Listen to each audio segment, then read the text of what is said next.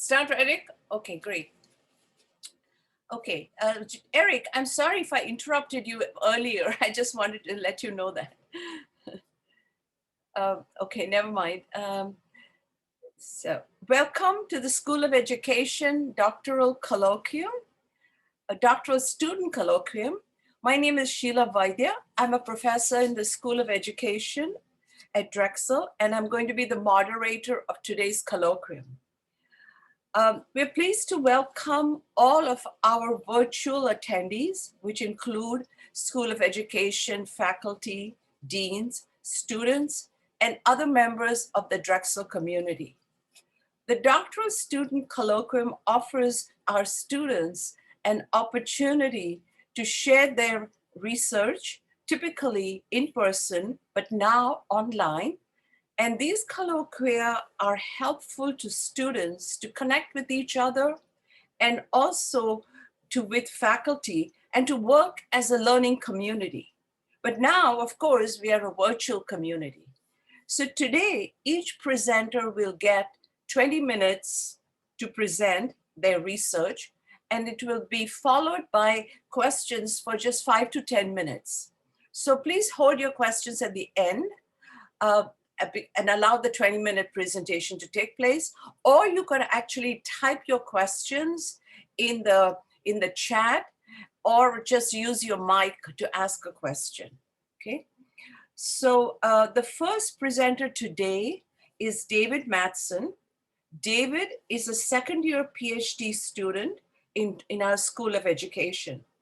David received his master's, his MA in Curriculum and Instruction from George Mason University, and his research interests center around the intersection of creativity, cultural psychology, teacher preparation, and cultural responsive pedagogy within art education.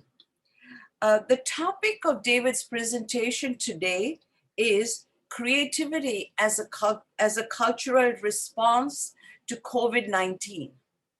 David, please begin. Thank you, Dr. Vaidya. Let me just pull up slides here. And I'm going to move quickly through the presentation just to make sure I have time to get to everything and a chance to share with everyone all the different aspects of the research that I want to share today. So the title was, like Dr. Vaidya just said, Media Analysis of News Articles During COVID-19, Renewal, Continuity, and Cultural Dimensions of Creative Actions. Just take you through. See if it's gonna let me. There we go. Take you through what we're going to go through today. First, I'm going to just introduce myself for a moment and talk about the positionality, both my positionality and the theoretical positionality, purpose, methods, findings, a few samples from the articles, some implications, limitations, references, and questions. So just a quick 2 points on what brought me into this research. Like Dr. Vaidya said, I'm a second-year PhD student here at Drexel University. Supervising professor is Dr. Casper Contro, and focus a lot of my research is within the realm of creativity. Before coming to Drexel, I worked 7 years as an ESL teacher, both in Leesburg, Virginia, and then abroad in Mexico and Guadalajara. And before that, I worked for about 10 years in film production and media and television, both in Philadelphia and New York City. And 2 points that I took away from that influenced the research you see today. First, there's probably no other domain that is more a better example of where white privilege and male privilege are exhibited than within the film and media industries. And so my experience with the creativity professionally, that was built into that experience. And so that's something I understand more fully now as I move into my research and my positionality here at Drexel, but that's part of the bias and part of the understanding of how my research works that came with me both from that professional experience. And then also working in those fields exposed me to a lot of what we call everyday creativity, working with amazing professionals, amazing technicians that were incredible at their craft on a daily basis, and they lived that creativity. And so in order for a creative theory to resonate with me in a way that would move forward towards research, it had to deal with creativity in such a way that did not overemphasize a hierarchy, where it was not pejorative to people whose creativity had not been recognized by experts. So that will come up as we move through. That landed me in the position now to influence the research that we're talking about today. Three key themes that I want to touch on real quickly from the theoretical position now that we're going to come back up later in the implications and findings. First, that creativity is relational and cultural, that the false dichotomy between the individual and the cultural is sort of broken down, and that it's actually a single measure of creativity or a single description of creativity. And so this is something that will get fleshed out more in the conversation. And then also the artifacts and affordances that exist that allow us to be creative are the environment that is the creativity, where we are creative. And we're going to talk about how those are manifested within the research today. So the research was really inspired as a year ago, as we were all allowing or watching as our daily routines and our lives were kind of deconstructed through a pandemic that has changed the way that we live and the way that everything happens around us. And the research team that I was working with, Dr. Pietro and Katie Matthew, we were talking about the ways that we see responses to this pandemic, and we see creative responses. We see people adjusting, making changes to continue to live and to produce and be creative in environments that were radically different than they had been recently. And so the research trajectory was really to look at how these diverse creative responses to the pandemic, how did that interact with a theoretical perspective of sociocultural creativity? How does that explain the broader reaction to COVID-19 in the creative responses that were covered in journal articles and newspaper articles? So we did a media analysis where we collected articles published by the New York Times and Los Angeles Times that had the keywords of creativity and COVID-19 in their articles. We did search the databases through their archives and just selecting articles that were published between March 19th and August 6th. We'll touch on a little bit of the limitations of why only those two newspapers were used, but just for the moment, practically speaking, these allowed us to take a broad sample of data of articles that covered the phenomenon of creative responses to COVID that really was not just limited to New York and Los Angeles. These are newspapers of record that have the breadth of readership that allows them to publish on events that are happening across the country. And so we chose them for that reason, to not only because their cities and their states were having diverse responses because the COVID was happening differently in New York than Los Angeles, but also because of the breadth of their coverage. They were able to tie their events in across the country.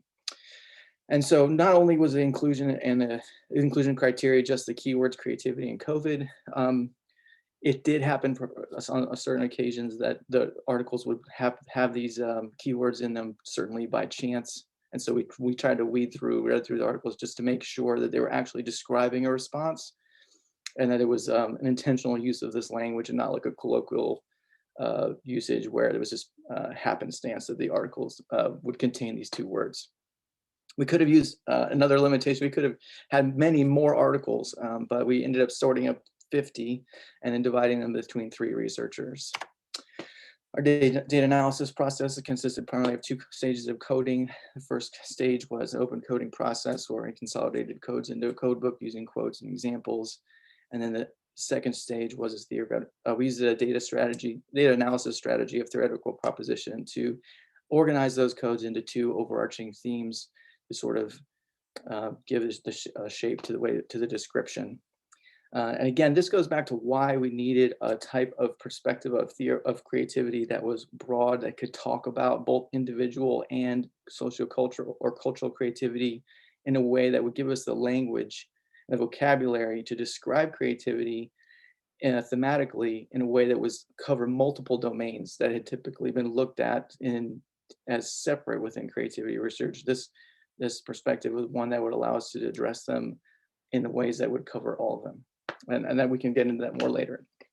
So although there was only 2 primary stages of coding, it was a very iterative process. We addressed some of the reliability and validity here by doing an iterative coding process. And between those 2 stages, the first stage is an open coding, but there was a lot of discussion, a lot of back and forth about bringing those codes to the table from our different coding experiences, creating an audit trail so we could keep track of the process of how the code book was established and the conversations that happened there. And then for example, 3 codes were brought to the table and then added, not to mention ones that were not included, but 3 that were added: for creativity, for social justice, negative impacts of creativity, and creative resilience were added. And then people have to go back, recode using those, and then bring those codes together. And so that just added to the openness of the coding process and the transparency there. So there ended up being 2 overarching themes under which the codes were organized. The first list of codes was under the multidimensionality of creativity. So that's group creativity, individual creativity, creativity as relational, creativity as resilience, power dynamics of creativity. Okay, those were all under the multidimensionality of creativity codes. And then renewal and continuity. So we looked at the adaptation of creative domains, traditions continued or renewed, traditions challenged or reshaped, adaptations to ritual routine, negative impacts on creativity, and social justice as creativity, or creativity as social justice, excuse me. Again, these, you can see from the code that they're talking about a wide range, and this was part of the purpose, is a diverse set of responses, a wide range of creative actions. And so it was important to have a theory of creativity that could discuss these things in a common vocabulary, right? And this is something that's been problematic with creativity research, is combining these things in different models. So this is not for you to have to read right now. This is just a demonstration of how all of the codes were then applied. This is just a table where we have all the articles here. And you can see the distribution of codes across the articles, frequency and density of instances within the articles of the codes occurring. And this is a qualitative media analysis in the sense that we did not prioritize, per se, a code because it had more instances or because it has a higher density or frequency of occurrences. Does not mean it was more important in our analysis. Okay, this was just to show the distribution of those and to show the way that they get combined. Okay, so let's go through some of the really interesting examples here of adaptations of the different responses, creative responses. So this first article here on the left was an article from the New York Times where they actually turned the camera around. They looked at their photojournalists that worked for them, and they had them report on what it was like for them having to now be quarantined and taking pictures of their home life instead of going out and capturing the story. They were now documenting their own life as they lived the actual event that was happening, which was the quarantine. And so this was kind of a double take of that, and of both the New York Times looking inwards and their employees looking inwards in the top 2 levels there. So this affected individual creativity, and this was also a great demonstration of how some of the artists were able to use this as a unique opportunity to have new subject matter and new inspiration, and where others felt that this was very deleterious effects of the isolation. It was very hard on some of them, right? So we saw some negative impacts on creativity and positive impacts on creativity. The next article here in the middle talks about just an example of couples that were engaged and wanted to include family members and friends in that process, and were planning to do that, and then the quarantine happened. And so they had to adjust how they were going to do that. And there was all kinds of fun stories of how they worked around those restrictions. And I think many of us, not all of us perhaps, but many of us know couples and family members that have had to adjust things like weddings and, sadly, some cases funerals, things that have been adjusted in creative problem-solving ways because routines and rituals that are extremely important societally and individually have had to be changed because of the environment, right? It's the constraints on the way we're living. So another example is creativity, resilience, and adaptation. This was a TV show. Basically, it was a creative take on the idea of a gallery experience where they were showing art that was sent to them in their home instead of in the gallery, and they were having people send art into them and talking about it and evaluating it and sort of chatting about it. And it was a lot of people who were sending in art were sending in things that they had drawn based on the subject matter around them in their home, and talking about how that gave them agency in the moment to be productive, even though they were quarantined. So these are just, again, I'm going to try to keep moving because there's several examples. They're all different. The one here on the left talks about architecture. And I think the title of this says it all. How should LA be redesigned for coronavirus? Are doorknobs out? right? Our doorknob's out. So adjusting the way we think about space, the way the domain of architecture even considers the relation to um, construction. It talked about also different jobs and different opportunities that were canceled, right? Because construction was off or the design was no longer appropriate, open office space adjustments. And again, you can look here at the second one. This was a famous gentleman who's a dance choreographer, and his adjustment to that domain as he began doing his choreography through Zoom, and how adding that camera lens instead of the audience lens changed the way that he designed the dance. And so that was another take on the way that both group and individual adaptations to domains and creative domains. And most of us are involved with education here. You can see an example, the last one, where you can only imagine. This is a story from Los Angeles Times about a high school where students have been giving everything, creating a career in theater, dance, performance, and of course, a huge wrench thrown into that process as they try to understand how to promote themselves and perform virtually. And of course, that's a very, very different thing for people who have been dedicating their lives to live performance of art. And then they also compared that to different states where those performances were still happening. And so it depended, there was some power dynamics of who had access to continue to perform, and also gig artists who basically required those performances in order to put food on the table, and how they were kind of adjusting and trying to figure out what they were going to do. One of my favorite examples here was with the art recreation. This was an example of how people were basically copying classic art or traditional art and recreating it on social media and sending it out. I loved this. This was a great example. And this was used in some classrooms too as a classroom activity. But again, just tearing down the wall between the way we interact with art that's typically put on a pedestal and treated with a sense of hierarchy, and engaging with that and owning it and appreciating it, but yet not feeling separated from it or intimidated by it. So many more examples, but I have to keep going here and run out of time. So some of the implications for research here. So first, and importantly, creativity that we observed was communal cultural response to COVID-19 crisis. And this, of course, is a finding consistent with sociocultural view of creativity. And we found that using this perspective of creativity did allow us to address both social and individual, what we were typically considered separate things, as one creative phenomenon, and describe it with vocabulary and terms that allowed us to address those things together.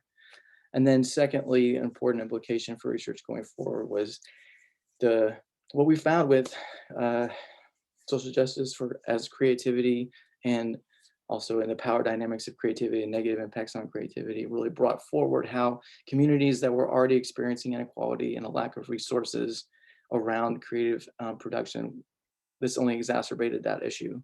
And so this was a point where we could start to address from a theoretical standpoint that the creativity requires the artifacts and affordances to be creative, whether we're talking about individuals or culturally as really as one, and the paradox there. But looking at that and saying, addressing and putting up an argument that would go into conflict with the idea that this was somehow about individuals, meritocratic versions of puritanical versions of how creativity happens, frankly. So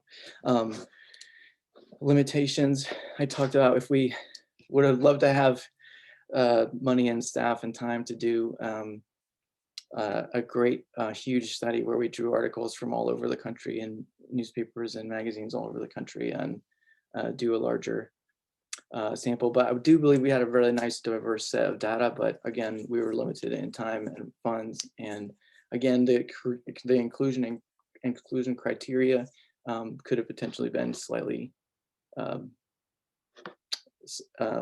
better defined. So, and I want to make sure I say thank you to Dr. Caspian-Contro, my supervising professor, and Katie Matthews, who worked on this research with me and contributed so much to making all this possible. And of course, thanks to the Drexel School of Education, my cohort, which continues to be so supportive and incredibly inspiring in their work. and my family. So with that, I want to make sure I have plenty of time to take questions.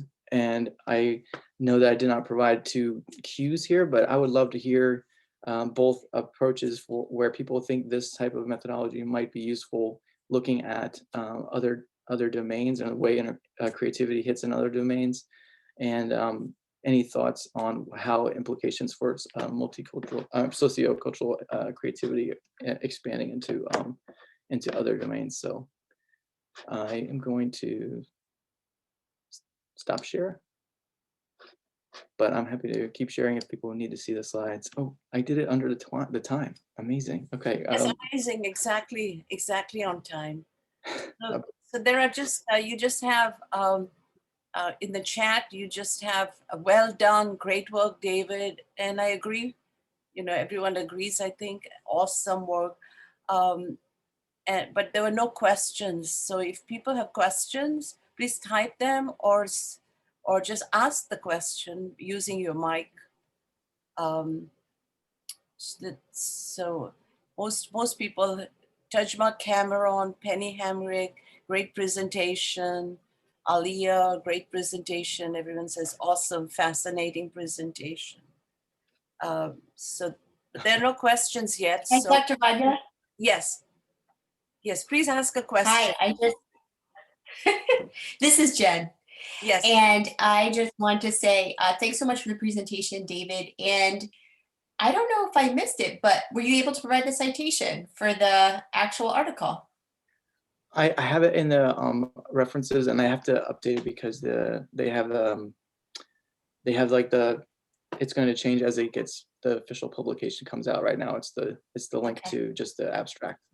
So it will be it will be in the actual research brief that comes out through this as well, and people can follow there. The URL will be in there, because that's a great way to follow up and look at your data analysis, because it was so thorough and extensive. Yeah, it's very, very interesting to look at newspapers and quote what you find in the newspapers. That's very interesting. Right. And thank you. so we see that so much of a reflective response to COVID in the form of creativity. I have a question, David.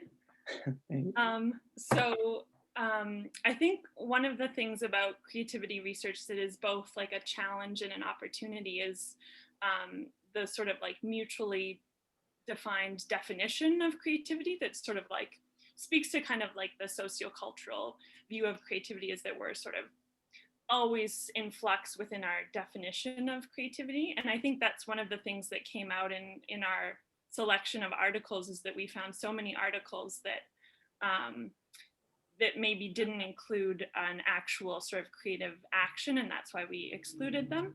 And I wonder if you can like sort of speak to your definition of creativity, or like what this means, about the mutual sort of agreement about like what creativity is in society, and like maybe how we're co-defining it through COVID. Yeah, I mean, I think that's a great point. I think that the constant going on of the definition battle within creativity is a lot like the paradigm battles in a lot of ways.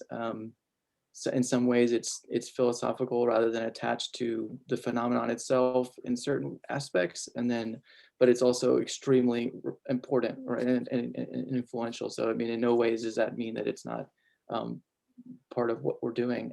So I think one of the things that's complicated around the idea of a sociocultural perspective of creativity is when we say cultural right now, we a lot of times get caught up in, well, which group does that mean?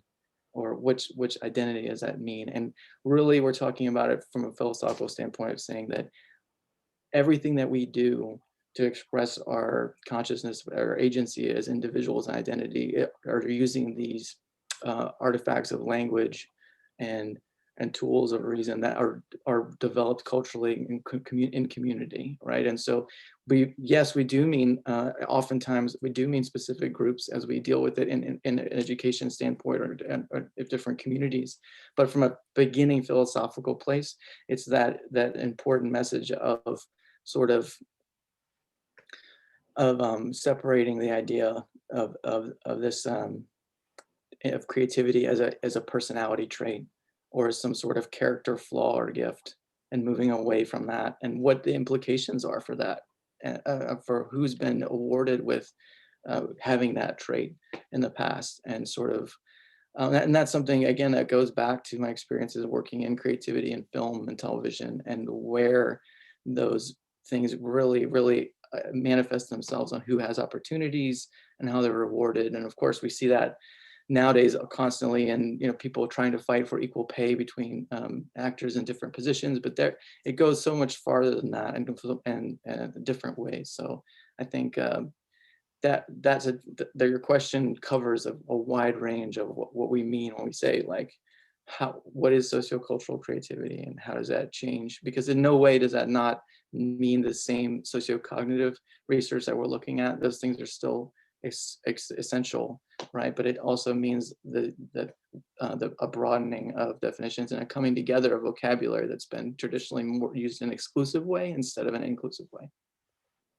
So just to add to that, there's a question you have from Valerie Klein, who says that to add to that, a question or how might a definition exclude folks along race equity lines? Yes, I think I didn't even read that before I answered the last question, but that's exactly the point. I think it's very difficult to create a definition that centers on a product, and rather instead of a culture, because if you start trying to define something based on a single product, then you're going to inevitably ignore the fact that there's the artifacts and the affordances that went into having the ability to make that product were not owned by the individual who did them. And so if you were focused primarily on the product or in evaluating that or creating your definition based on the product, or a single example, then you're inevitably going to continue to create definitions that enable a sort of pejorative view of individuals that aren't part of the people who have been privileged in those communities in the past.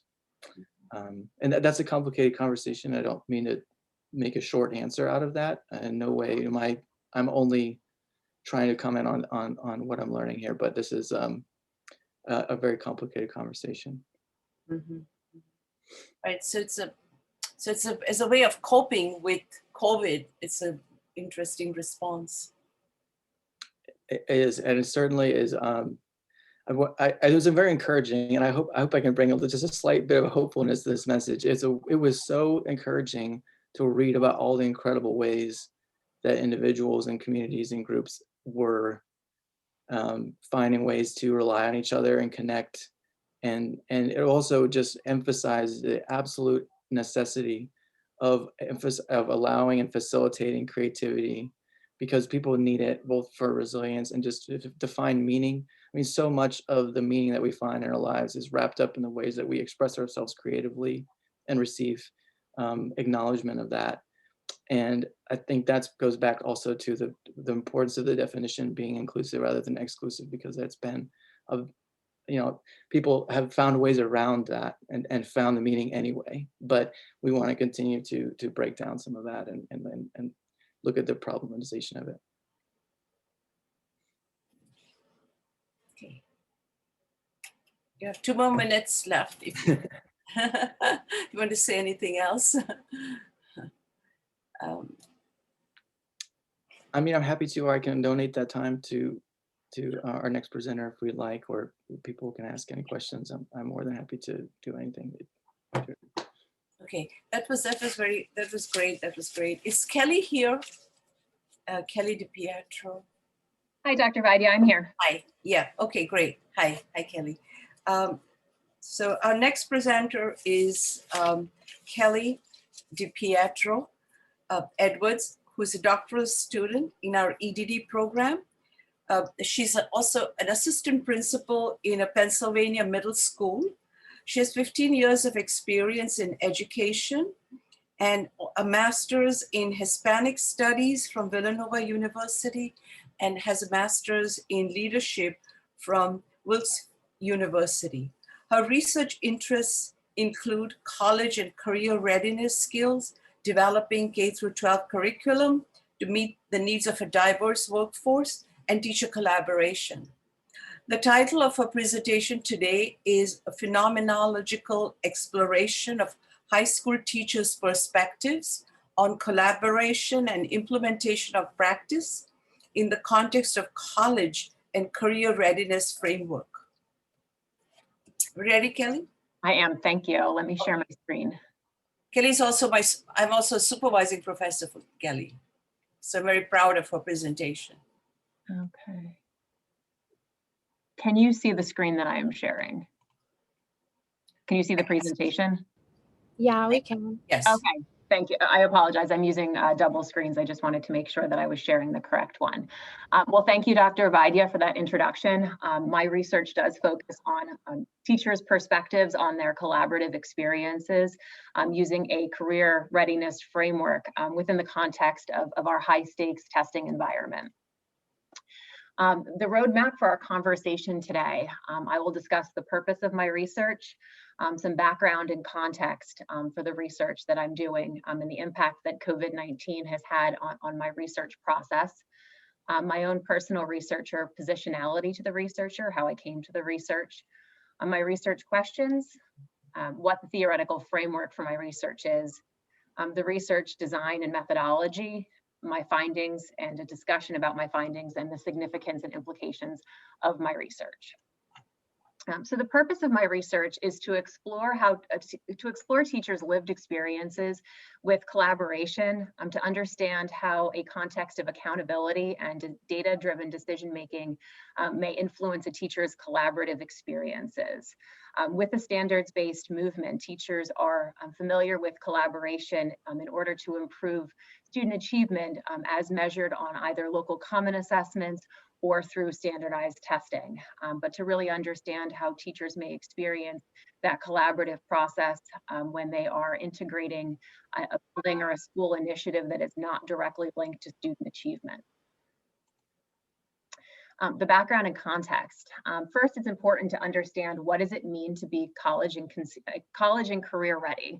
For the purposes of my research, college and career ready refers to the knowledge, skills, and abilities that students must possess to either be successful in their first year of college or to gain and keep entry-level positions.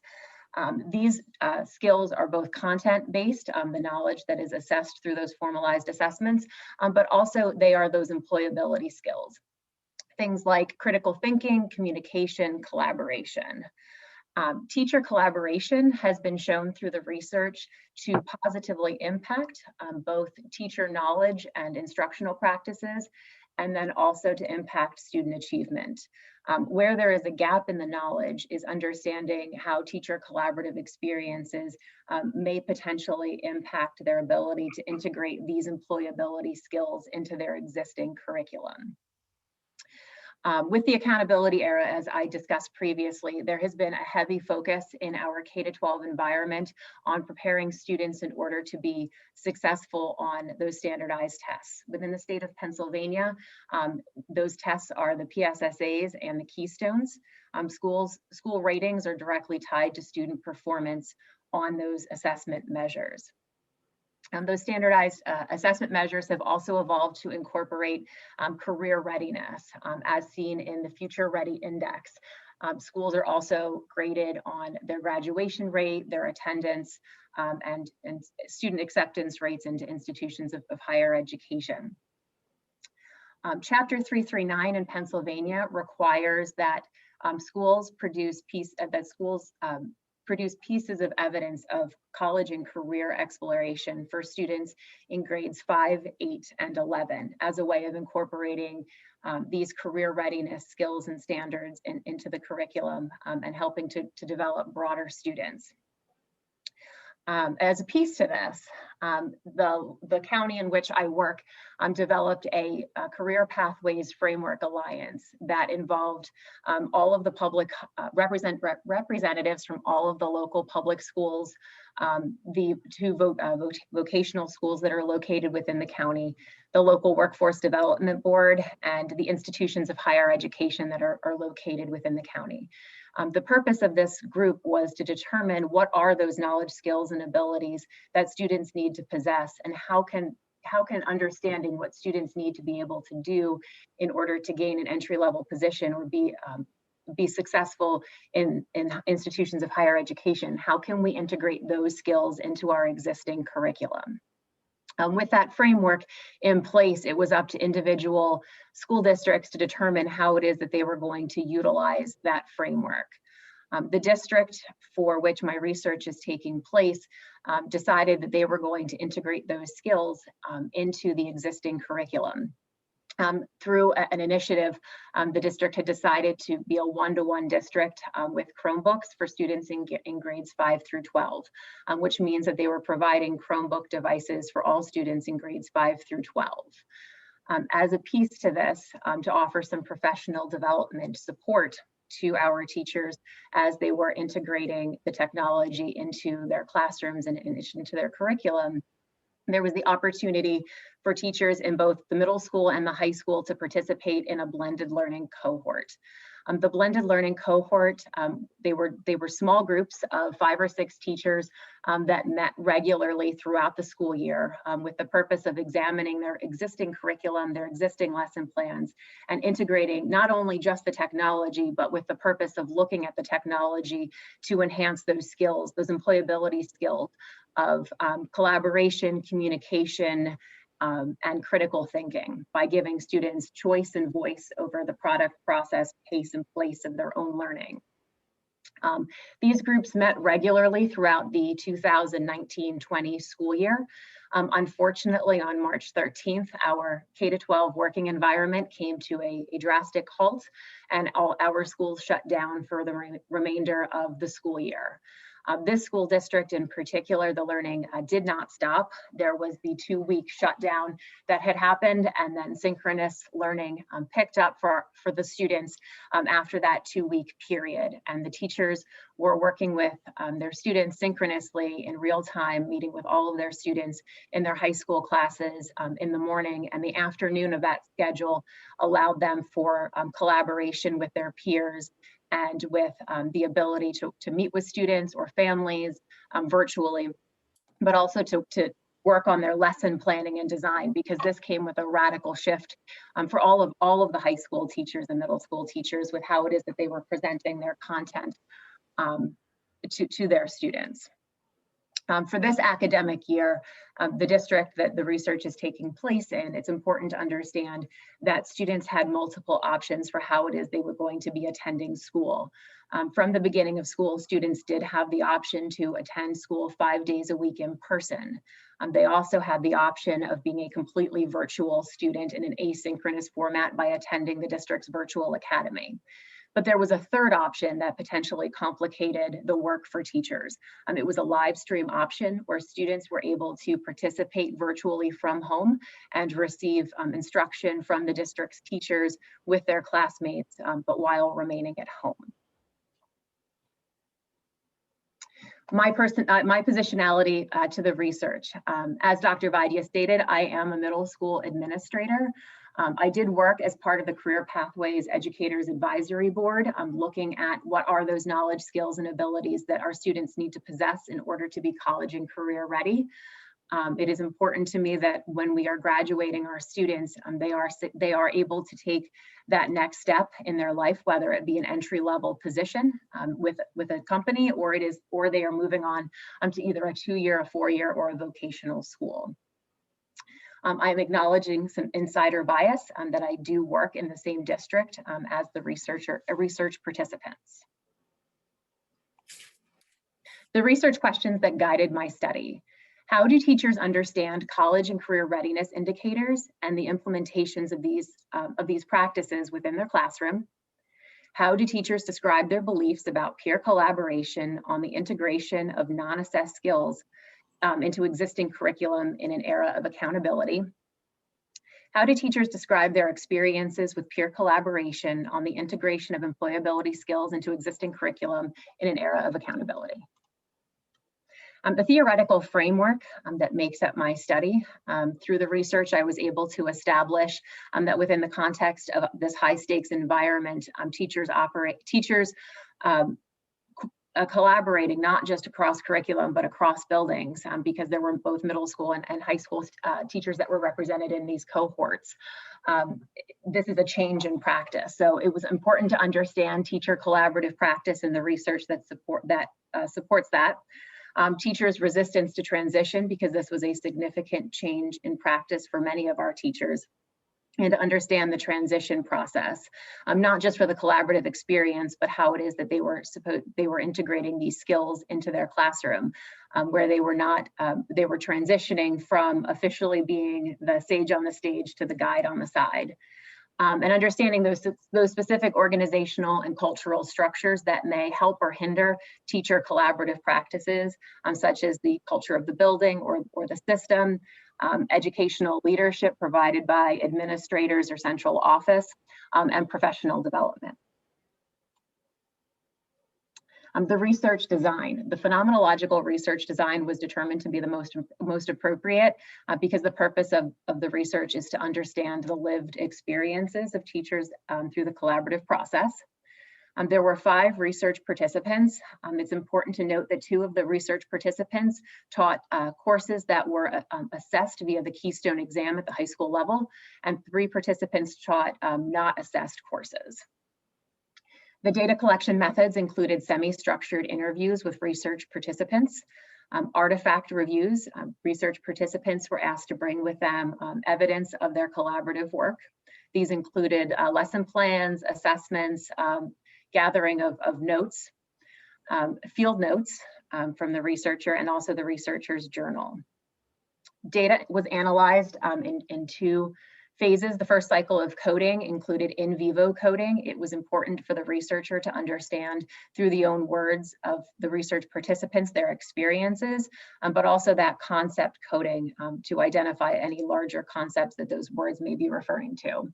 The second cycle of coding was pattern coding that would allow the emergent themes to develop.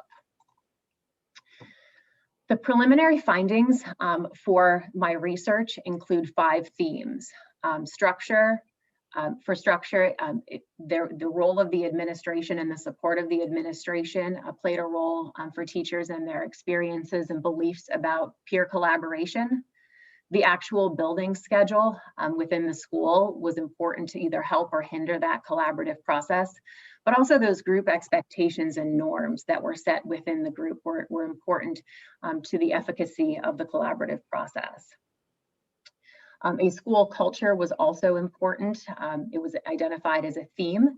The accountability piece, how did teachers feel accountable to their colleagues to be able to collaborate? Their own personal orientation towards collaboration. Were they a person that identified the importance of teacher collaboration, or were they oriented away from collaboration? And those relationships that existed among the teachers. The teacher's role within the school also emerged as a theme. Whether they taught an assessed or non-assessed subject played a role in the collaborative work that they held, not necessarily in their beliefs about the importance of collaboration, but on the types of products that they produced. And then also departmental support versus isolation. Teachers that taught in larger departments and were able to consistently, informally collaborate with their colleagues versus teachers who taught what we would call a singleton course, where there may not be anybody else in the building or in the district that taught what they taught. Their orientation towards task, whether they were oriented towards just completing the task or they were actually engaged in the meaningful work of collaboration. And then whether their focus was curricular or they were focused on student outcomes. And then finally, the last theme that emerged was college and career readiness skills, those that were oriented towards content knowledge versus those employability skills. For research question number 1, how do teachers understand college and career readiness indicators and the implementation of these within their classroom? I pulled some quotes that I felt really demonstrated various feelings regarding how teachers understand college and career readiness. Marie is a family and consumer science teacher who participated in an immersion program where she was able to visit businesses and have conversations regarding what businesses were looking for. So she felt as though they're looking for students who are really informed with technology, that they don't need training on a lot of programs, that they are self-motivated, well-spoken, good communicators, and that they're reliable. This was evidenced through the artifact that Marie also produced, in which she was asking them to create a portfolio of work. And they were asked to present that, they were asked to present it to their group in order to offer feedback based on her foods class. Versus Jane, who believes that they should have the ability to listen and follow directions and use feedback to improve. It's important to note that Jane did not have a positive experience with the blended learning cohort. She did not produce one piece of work that had been done collaboratively. She had shared a drive with me that showed the work that she had shared with others, but not necessarily that they had collaborated with. After a thorough artifact review, teachers who taught the assessed courses, the artifacts that they produced were still very heavily reliant on that content knowledge, as opposed to the teachers who taught non-assessed courses, where they were focusing more on the content knowledge, but demonstration of critical thinking or collaboration or communication with their peers.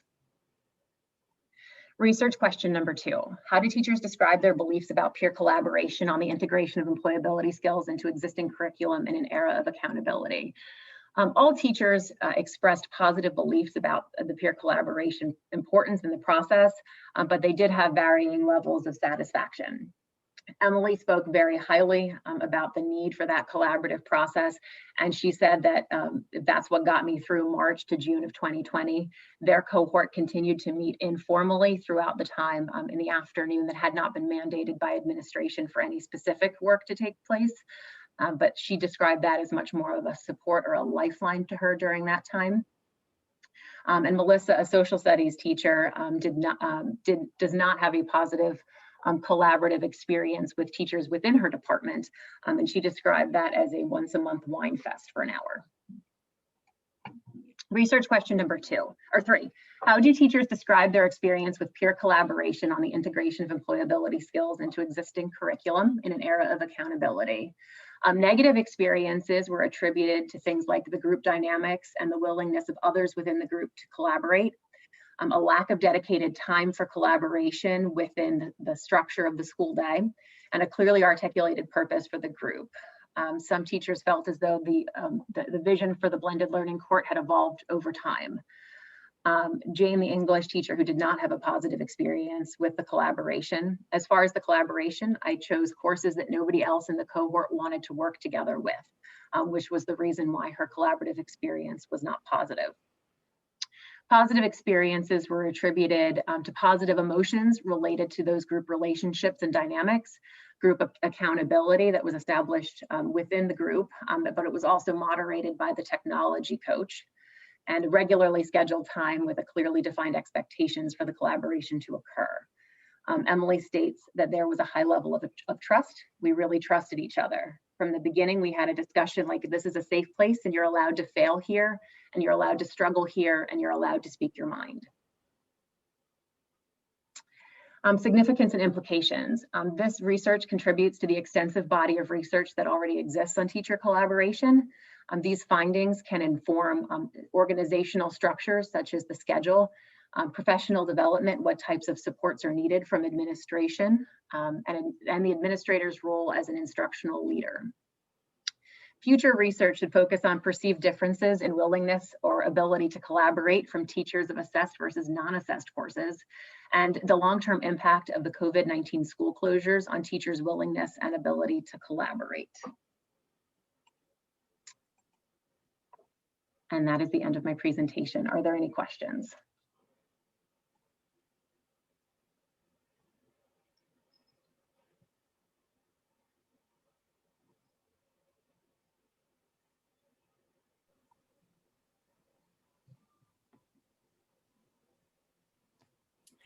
Hi, Kelly, it's Maria.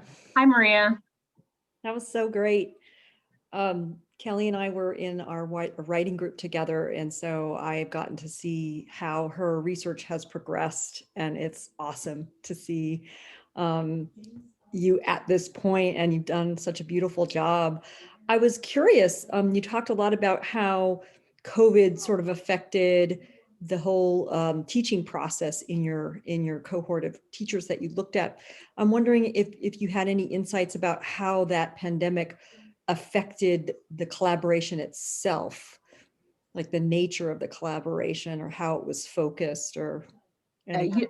That's a really good question. Initially, I had anticipated that teachers would be collaborating for the purposes of just dividing and conquering. That didn't seem to be the case. Teachers didn't view their work as any different prior to any of the shutdowns. Without that structured time, though, the collaboration didn't continue. They had expressed that it was honestly no different than any other time pre-shutdown, that if it wasn't something that they were specifically scheduled to do with a specific task, it was something that just didn't happen, regardless of how strongly they believed that it was important or how strongly they felt as though they needed it. Interesting. Thank you. So from the chat, everyone says, great presentation. Penny Hemrick, Michael Kozak, Jamina Williams, Katie Matthew, Toria Hudson, Sherry Manson. But yeah, there is a question here. How would you find your research relevant to how we design future collaborative communities in the age of COVID? An interesting question. So.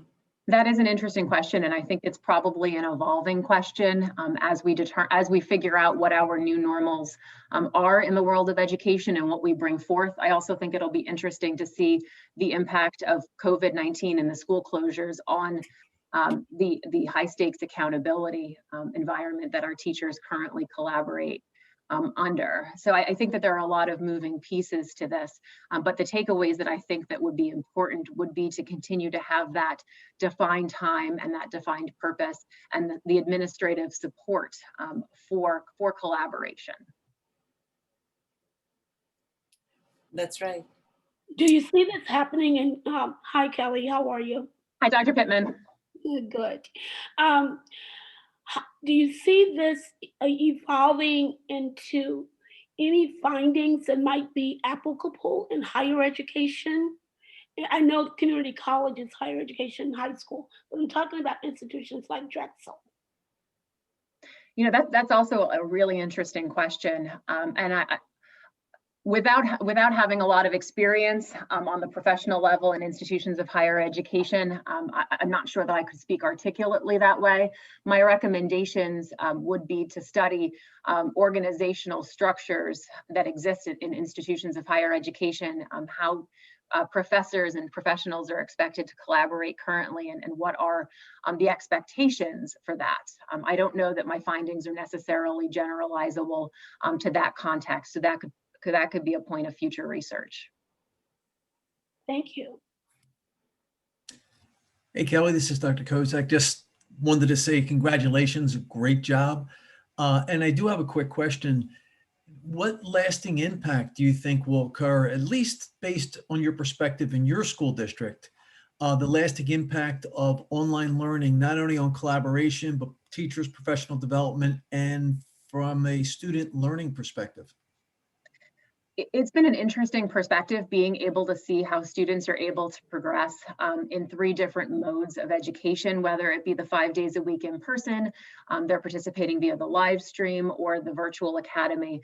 Quite honestly, there has been a lot of transiency in our population, but the majority of students are returning in person full-time to the building because I personally believe that education is very social in nature, and it is difficult to accomplish that from behind a screen. Even if you're zooming into a classroom full of kids, it can be an isolating experience.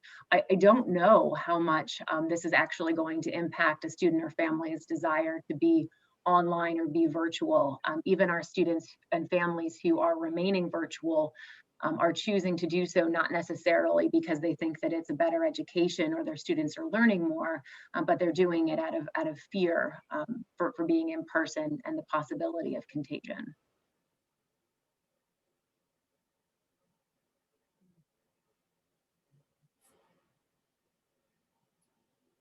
That's great. Is apparently any more questions? So if there are no more questions, we'll be finishing 5 minutes before time.